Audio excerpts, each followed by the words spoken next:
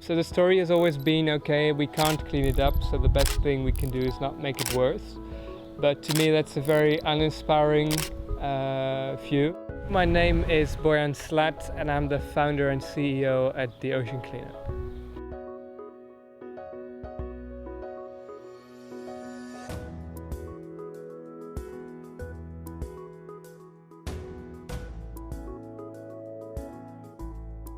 Days of sailing from civilization, you almost never come across boats or things. It's just you there alone with the plastic and just come across plastic so regularly.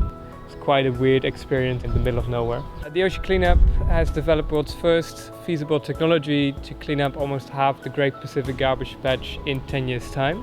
Our goal is to develop advanced technologies to put systems in all rivers and all oceans in the world.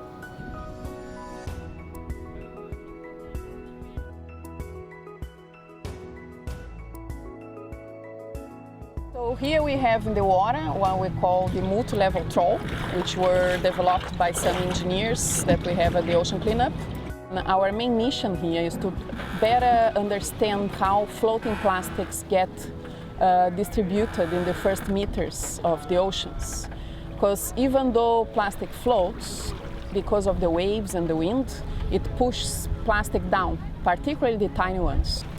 So one of the things that we know most about of the plastic floating at sea is what we call microplastics. 803. These are tiny fragments of plastics. They are smaller than 5 millimeters in size, and they come mostly from the breakdown of plastic objects that get lost or discarded at sea.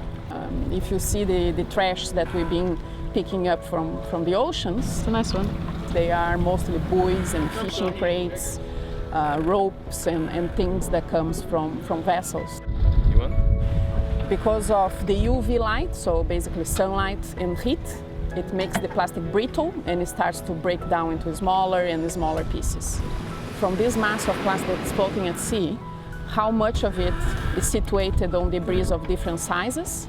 So should we focus the cleanup operations on tiny plastics? Is it microplastics, mesoplastics, or mega debris? Sea Dragon, this is the reader radio. That's all copied, sir. And I take it your next port is Horta as well, is that correct? That is correct. Our next port will be Horta, over.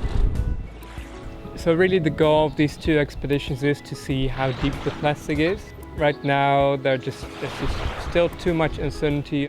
And the information that we're collecting will be used to better inform the engineers currently developing the technologies to clean up the oceans.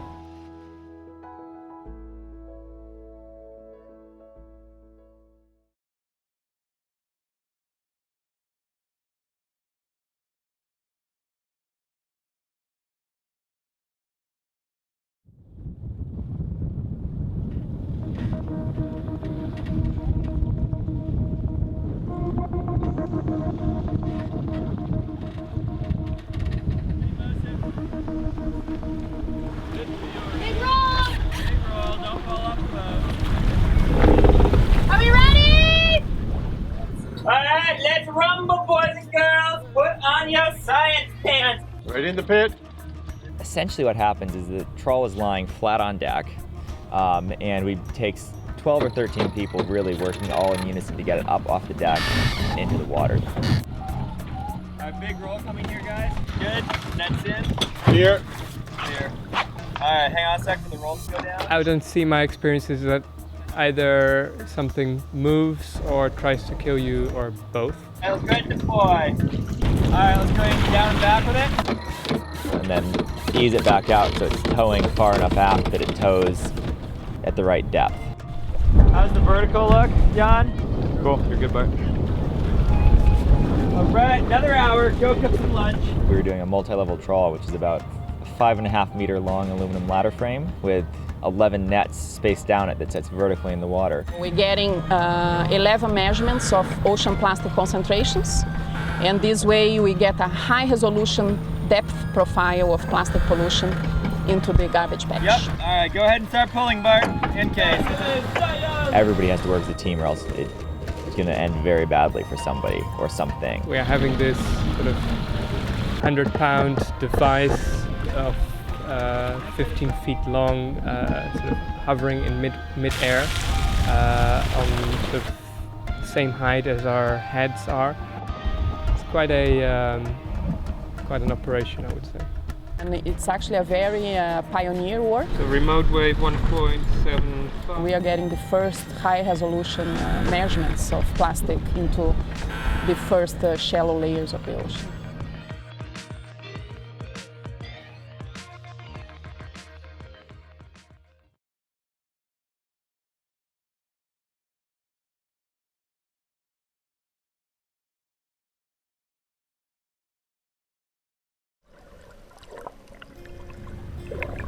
The first time I really saw any plastic pollution out at sea, it surprised me how powerful it was to see that.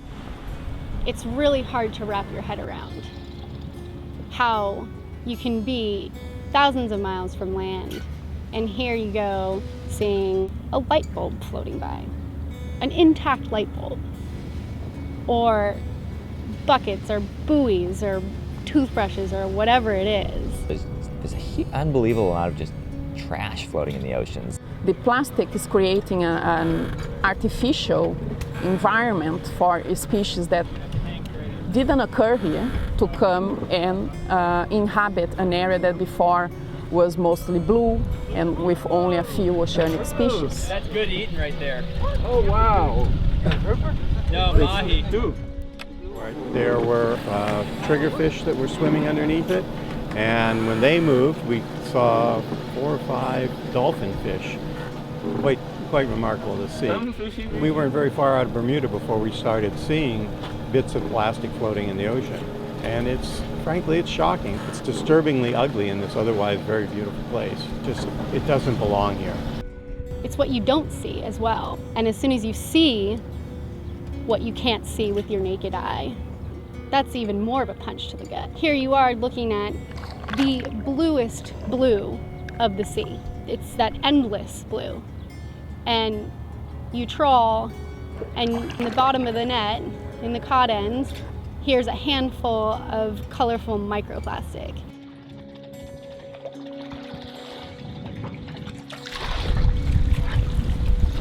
The highest we ever got. That's crazy. That's very crazy, man. So it was a very surprising for me to actually experience the impact that we create in such a remote area of our oceans.